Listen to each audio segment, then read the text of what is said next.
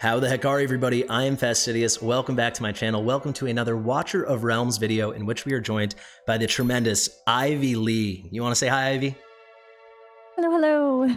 So Ivy and I have been pumping out a lot of collabs lately. It's really a pleasure to have her on the channel, and this is going to be a very fun, reasonably quick video, hopefully not too controversial. Shout out to Lucifer, one of my Discord moderators, a really nice member of my community, who had this idea fully his own, and he said, "What? Everyone's talking about the best, the best, the best. We've got great people like Ash doing like the top 10 this, the top 10 that. What about the top X number of heroes?" And you got to stay tuned for how many it's going to be. Legendary heroes who you just hate to pull. You pull them and you're just like, womp womp, you know? I think you know the feeling well, right, Ivy? Oh yes, especially when we both do viewer summons and we're sad. We want to get people the best thing we possibly can, but people think like, oh, I'm sorry. Very quick aside, but people sometimes think I'm like faking it. It's like, no, I know how important this is to people and they spend money a lot of times. I want them to get only Hatsit and Vera and this. And when you get some of the heroes we're going to talk about now, it is a bit of a tremendous disappointment. And I need to make one quick disclaimer, and then Ivy and I are just going to take turns. Let's hop right into it. But this is like, what that you hate to pull does not mean they are bad, okay? We're not going to be saying all these heroes are bad. Some of them are really bad, don't get me wrong, and we'll talk about it. However, these are heroes that just are disappointing, and particularly through the lens of like a late game or end game account. So that being said, I would be a fool not to start with the patron saint of my account, and I'm sure you've pulled him out 1,200 times for yourself and for viewers. You know who it's going to be, my favorite dwarf, Mr. Crach, Mr. Rocket Arm. So why is this guy so disappointing, Ivy? He is, we call him the Crach tax. Someone has to pay the Crach tax. That's what I call it on my stream.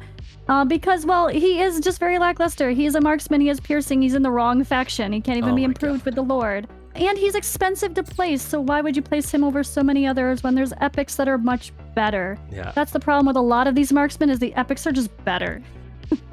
The thing with Crach, and I love dwarves. That's my favorite race of heroes in fantasy games. I love dwarves. Gimli forever, right? But Crach, I mean, it's like they got together and they put their heads together and they're like, how bad can we make a hero? Like, his ult provides misfire to himself, so it's a 50% chance to start sucking for 10 seconds. You have to get him all the way to A5 for that to stop. He hits like a wet noodle. He's in the wrong faction. He's got this super lame range, which would perfectly with Lunaria or Racha if he was a piercer, but it's not, and it's just, we don't need to go on too much. For us, we say you got Crached.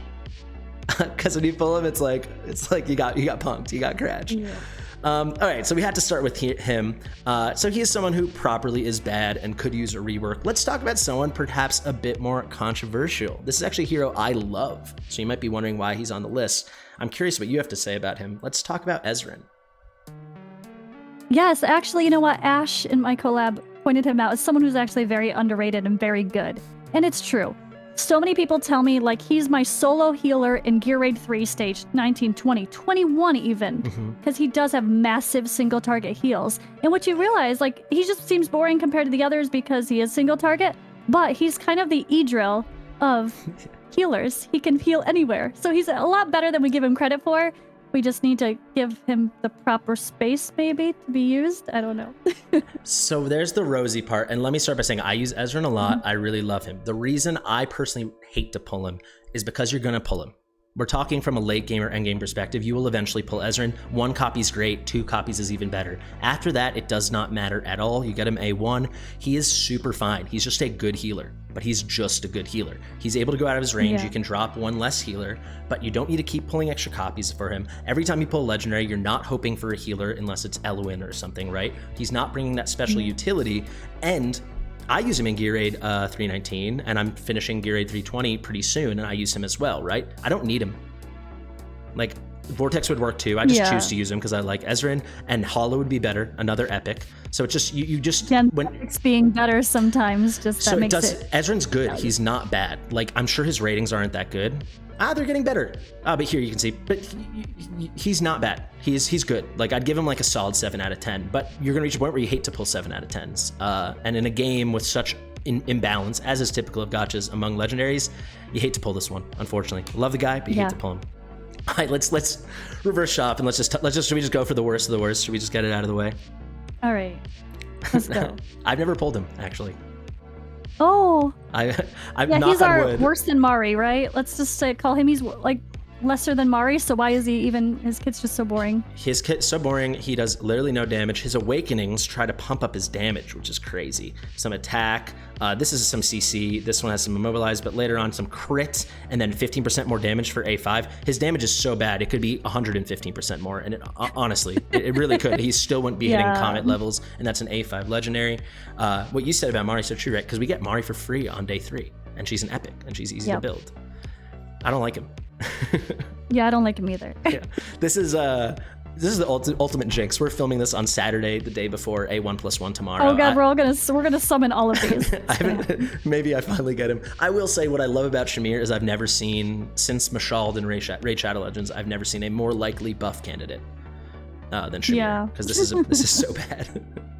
Okay, let's talk about another one verging on the controversial. Another one I use a lot, so it might take some explanation, but I think he's the most common legendary in the game. I think it's Regulus. And I think you reach a point where you're just like, I'm going crazy. I'm sick of pulling Regulus. What do you think? I actually don't agree. So the only reason I would say I would be disappointed in pulling a Regulus is if, well, the cinematic makes you think you get Ajax, and then you're like, psych, it's not Ajax. True. That's why he's disappointing. But other than that, I always say he's amazing. People love him for Gear Raid 2, especially. He's a very good tank. So I don't think anyone should be disappointed in getting him. It's just disappointed that it's not Ajax. That's the only reason I think he's disappointing. That's a really good way to look at it. For me, I like him a lot. And Gear 8, he's the only... I don't pull him that often. Like, I beat him... he's by far my most pulled legendary across like 10,000 viewer summons in my own, like no question. But that's why I kind of hate pulling him, because it's always just like, yep, another Regulus. It just feels like you're like, oh, look, it's Ezryn. You know, it's like they can just keep coming. So honestly, that's mostly it for me. He is the reason I was able to beat 220. So he's not bad in the slightest. However, a big way I'm choosing to look at this is a lot of these heroes are the high rate pool. There's clearly like uneven rates, and these are the ones that seem to turn up the most. And his awakening's his first awakening's kind of cool. Defense increase, I like it because it's all allies. But then extra HP, he doesn't need it. He's got tremendous HP. Piercing damage and magic damage just to defenders. By the time you get him A3, unless you're a crazy whale, like all your defenders are built out anyway, you don't need it. All damage reduction just for him. He's tanky enough, like I said, already. He's benefiting from this too. And then he's just getting a full heal. But by the time you got him A5, it's just kind of like, you're going to keep pulling him. This is how I look at it. I like him a lot, don't get me wrong. But I hate to pull him. I do hate to pull him. And another one where there are a ton of good like the defenders have some stacked epics, so if you already have Baron and Oleg, like Regulus is not that exciting. The only way is just like for really hard Void Rift content and then late game Gear A2, which is super relevant, but you only need, honestly, you only need one copy, and even A1 is more than enough. Dupes. But even one copy, that's kind of really just like, do you want dupes or not? Because over time, when you're in that late game, end game period, you're getting dupes. All right, here's one I know you love the way he looks. Let's talk about Zelus. And he's one I think I want dupes of because his actual awakenings are pretty helpful. Tell me. I love Zelus. I think the buff was solid. The talent being added was great, but I want that Awaken 4. I have an Awaken 3 Zelus right now, and I want the Awaken 4. Just even less cost, he'll be just as cheap as all the other mages, and then the extra damage won't hurt with an A5. I actually want my Zelus to be A5. I use him in Gear Raid 1 for sure, and I think just if I could only get that, I want that dupe actually. But most people are not too excited because even though they buffed him a little, he's still a little expensive, and he's not exactly Comet or Vierna, who we're all hoping for. Absolutely. All right, so again, not a bad hero at all, and I love your take, Ivy. I was hesitant to put him on here. I almost put him in the honorable mentions. We'll say for the end. That didn't quite make this. Hate to pull this. I will say he's outclassed by Epics, which is like my ultimate no-no. And he basically is worse Lasir. And I know Lasir's special, but he's just like pound for pound, just kind of worse Lasir. Yeah, Lasir does slightly more damage. Him in my roster. Lasir does slightly more damage. Lasir's heal block is 1,000,000 times better. It goes like, I think his base level with the manuscript is 30, and then with Lasir just 100% on his ultimate.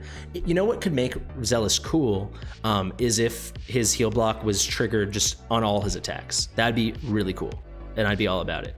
Because if you guys don't know, oh my god, let me find him. Here we go. He's got his signature artifact, the Zelus manuscript, which I don't even have on him right now because I only use him for faction trials. But yeah, it was broken for the longest time. I don't know if it's actually working now, but it was just not working. Yeah, that's true too. They did fix it, but it's only 30%. And if you bring this all the way up to 20 plus 22, the max promotion, and then to 25, it's only 45%, right? Seer, right? Yeah. Yeah. So, and then it's just a wonky kit. The low attack speed. He's hard to use. I can't imagine getting excited to pull him. So I had to put him there. All right. Let's keep it fresh and current. Let's talk about a girl we just chatted about on your channel, staying in the Curse cult. Let's talk about the big bummer, in my opinion, Kria. She's just out. She came out yesterday, and I would hate to pull her. I really would. Yeah, I think for people that have newer accounts with doing this Aeon fusion, I think she's okay. She's going to be good progress, especially if you have Iona and her, or her and Zelus, or whatever. It's going to be a pretty nice little bonus. Throwing Mari in the team for the extra Lord bonus action. It's going to boost her damage. But I mean, obviously, she's no Comet, she's no Vierna. She's no Iona. And unfortunately, like you said, even though epics are better. So damage-wise, she's not the best. But if you are free to play and you didn't buy the Iona pack, and you get her and you need mages, she's going to be fine for progressing, probably up just perfectly through Gear Raid 1-18. So here's Is she going to fall off at 19? Here's my retort to that. We also briefly talked about this on a video on your channel, but you can easily get 118 by just going all in on a Nightmare comp. And just waiting. Or even mages. Yeah, even Lightlock. I just did it with Lightlock. It still works. It's just harder, right? And she's going to put out less damage than Lightlock, like for sure, or at least comparable. And she's a tremendous investment. Something that I should have gone out of my way to mention. I'd be curious to see if Maba could just release a video on her as well. I'm curious to see if he mentioned it. I did briefly say like she's an investment because she's a legendary, but we were testing her. Everyone's testing her at full skill ups. Who's gonna full skill up her? Yeah, right? So she's that's still true. I tested her at full skill.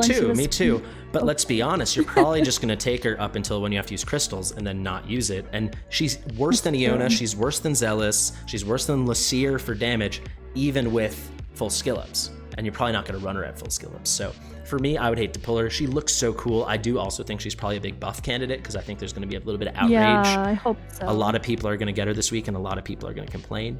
But she looks super neat. All right, potential. She's got potential. Don't crunch her.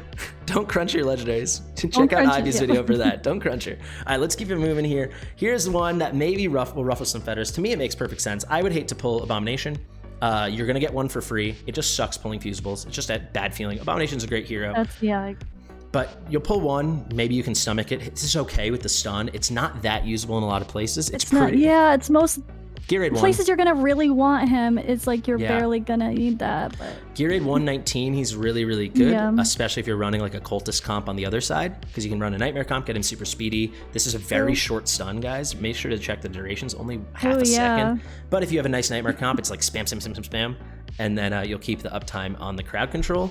But he's gonna die if you put him in front of the wall for Gear Raid 120. Have you tried that before? Because for me, he just dies. I never put anyone in front of the wall. I always put them behind the wall because they could still attack behind the wall and just not die. For sure, but to get that great range, you need to point him sideways. Oh true. Yeah. So for me, it's just like these awakenings are like fine. This little 20% extra during the charged, it doesn't matter to me.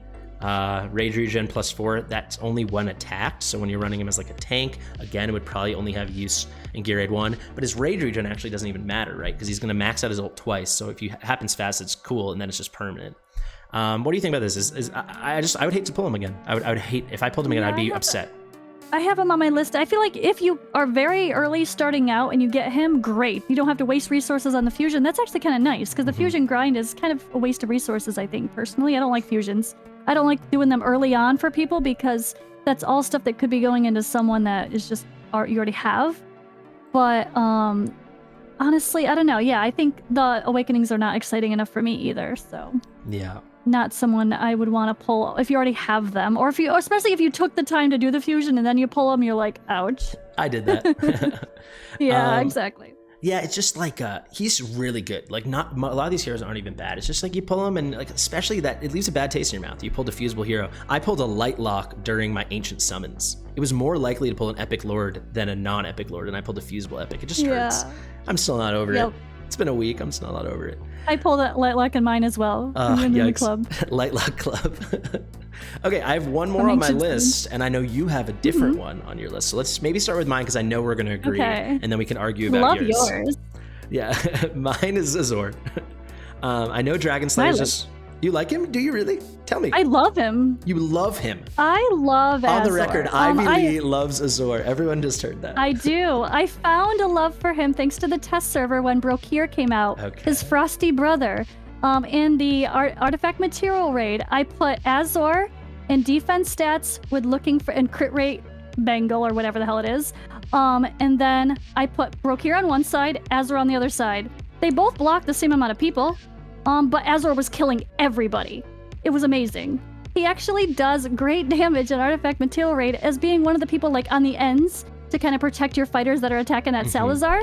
He's amazing to put on the end, and he actually kills all the enemies, where Brokir just sits there and is a frozen brick and does nothing.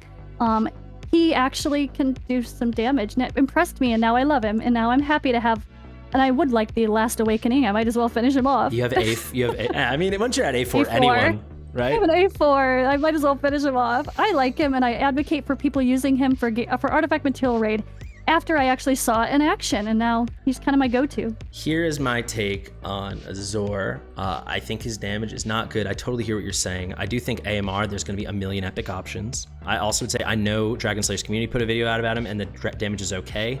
I don't think the damage is good enough for my testing, so maybe this is just my personal opinion. I really didn't like it. And I will finally say, I do think you do not crunch him, because they're gonna have to rework damage based on defense, because whatever calculation, my guess is what they do is they have some quick calculation that turns the damage in the defense into attack, and then they just put it into the same attack formula. But whatever it is, it's not adding up the same way. I also want to talk about his base stats, and then we're gonna wrap this up with yours, and then two very, very quick honorable mentions. But his base stats, man, he is defense based. These are his base stats. 32, 48. For perspective, Regulus, who I just slightly ragged on, but I do love, who is not defense based, is 4205. He's 1,000 more. Yeah, it's fair. So, but maybe that's because he actually is kind of a bit more damage oriented. They don't want him doing crazy. Maybe they're trying to hold back his damage a little bit. Unless I'm missing something, and this is one of the first times in this game I found a hero who I completely misused. I don't know, but I wasn't getting any solid damage.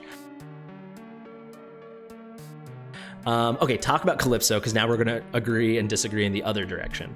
So I feel like Calypso has her place. When you place her early in a battle, she ramps up damage, great. But in any time you use her, in Guild Boss, she's gonna be out damaged by everybody.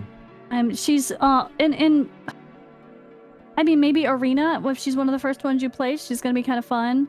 But this is another example of there's so many epics that just bring way more to the table. I'd rather pull Maul than Calypso for a new account. For sure. I'd rather pull like the E-Drill than Calypso for a new account. So is she really that good? I don't think so. So I think for me, I kind of got lost in the sauce in terms of semantics. And because I was thinking just for late game and end game, I actually think late game and end game is when Calypso starts mattering.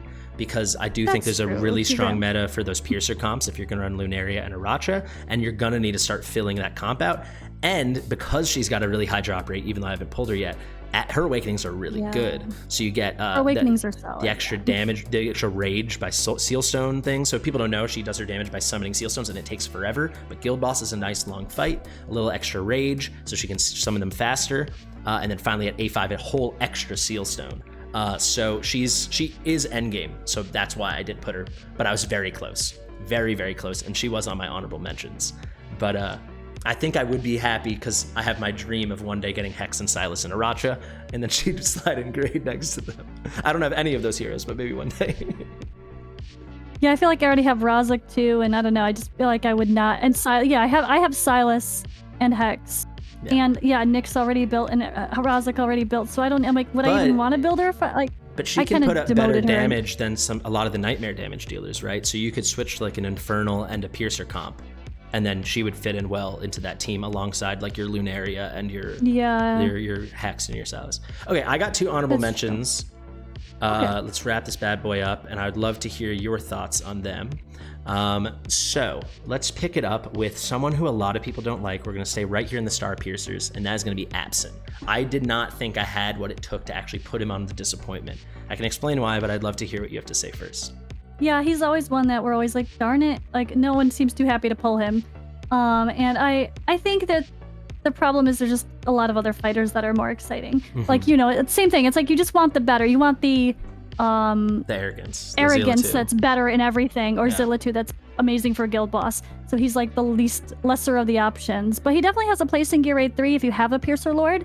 I know people can use him pretty well there, but yeah, I pulled one, and do I have any intention of building him? No. But let me ask you, do you have Zelus or arrogance or both? Just Zilla 2, no arrogant. Yeah. But with Zeal 2, so this is my thing. So actually for the longest time, I actually thought his name was Aspen, because people call him like Aspen. I actually thought that was his name. Yeah. But it's Apsan. He's not good, guys. His damage is just, his whole kit is just DPS. It's piercing damage, and that's it, right? There's nothing interesting. Whereas you have his counterparts, Aracha. So he has the unique range. Let me show it when he's max level, this unique range, and he can hit airborne units. There's only 3 other fighters that can do that. And that is going to be, let me go to fighters, excusez-moi. We got Zeal 2, tremendous, way, way better. Arrogance, tremendous, way, way better. And then Aracha, total goddess, legendary lord, right? However, undeniably, it's way harder to pull those 3. And I do think for 320 and even 321, you probably need a little bit more damage on the boss. So as much as I don't like him at all, but I do think I'm biased because I have Arrogance and Zeal 2, I could totally see someone be totally endgame, and Absent is the reason they're able to push that final bit of content. So that was my one reservation, but I don't think he's good. I think his kit's really boring. Yeah, he's definitely not one of the ones you'd be excited for. I think that's fair. Yeah. So the very, very last one on the list, and I'm sure this is going to ruffle the most feathers, so I left it for the end, another piercer, and I was so close to actually just putting him on the list, and that is going to be Razaak. I think it's fair, because Maul's better. And he's an epic. Job done, right? That's how I feel. And he came with the arrogance banner, and everyone wanted arrogance and not him, so that's even more reason to still have that taste of like, screw you, Razaak. We still have bad blood with him. We're still angry at him. I think it was Hertshin, right? One of your moderators. Don't they have like 15 Razaak and no arrogance? Oh, my friend, Bambi, actually. Bambi, Bambi, she's in Germany. Yeah. Hertshin, Bambi. Yeah. Yes. Yeah. Fellow German. I can't even imagine what that feels like. 15 Razaak and no arrogance. He's really good. Don't get me wrong. He's really good, but he is 22 costs. So is Nyx. Nyx is easier to use. Razaak's better, but Nyx is easier to use. And the only time Razaak would really shine is on the earlier game stuff for like Gear Raid 3, but up to 18. Afterwards, Nyx can do the left by herself with a very easy build. So what is Razaak good for? He can be really good in anti-air, but he's 22 costs, just like Maul. But unlike Maul gets the reduction in costs. Razaak does not. Where does it say his cost? I'm totally lost. There you go, 22. Overall, I think the damage is great. The reason he didn't make my list is because he is good, but I just don't think he's exciting. I think Maul's better and has infinite moral utility. However, as you get to endgame, and if you keep being like Hertshin Bambi, his awakenings are some of the best in the game. This is crazy. His soul-eating fish start doing utility. Oh, look at that. And then I don't know if you've checked out his A5. He's a 1 in 4 chance just trigger his ult twice. Yeah, that's really so fun. In a game where you have to just I was like, they'll be very happy, but if not, he might feel a little underwhelming. Exact. So that's the only reason I couldn't put him on the disappoint list. I know some people love him. People are angry at me for a video I did with Ash for ranking him an A-, which I didn't even think I didn't know A- was a bad grade. But I would just say this is crazy. So like a 1 in 4 chance to deal like 2,000 damage on his ult. And in a game with Power of Dominance where you can just keep trying over and over, just unlock it once and then you're good to go. That being said, I wouldn't be thrilled to pull him, and I'll leave it at that. So thank you so much, Ivy. We've been on a roller coaster today. We filmed for like 2 hours. Busy. Any final thoughts you want to leave us all with? I think at the end of the day, people got to play who they also enjoy, and maybe don't always listen to people just getting on the bandwagon of hating someone just because everyone else hates them. Just like Ezryn was a good example of when just, oh, he's boring, but actually he can be really good. For sure. I think it's more so find the synergy that works for you, and maybe you'll be the person that discovers a perfect comp that no one's ever tried before, you know? Absolutely. Okay, great way to wrap it up. I want one final disclaimer. Half of these heroes, Ivy and I don't even not think are bad. We actually like, right? It's just these are fair. When you pull thousands and thousands of times. Yeah, because this is a game where it's like, do you have your Silas? Do you have your Comet? Things crazy, Virna, right? So you reach a point in that late game, end game where you're going to be disappointed by a lot of stuff. Thank you so much, Ivy. Thank you guys so much for watching. If you liked the video, like it. If you want to comment, share it with your mother. I've been Fastidious. I'll see you in the next one.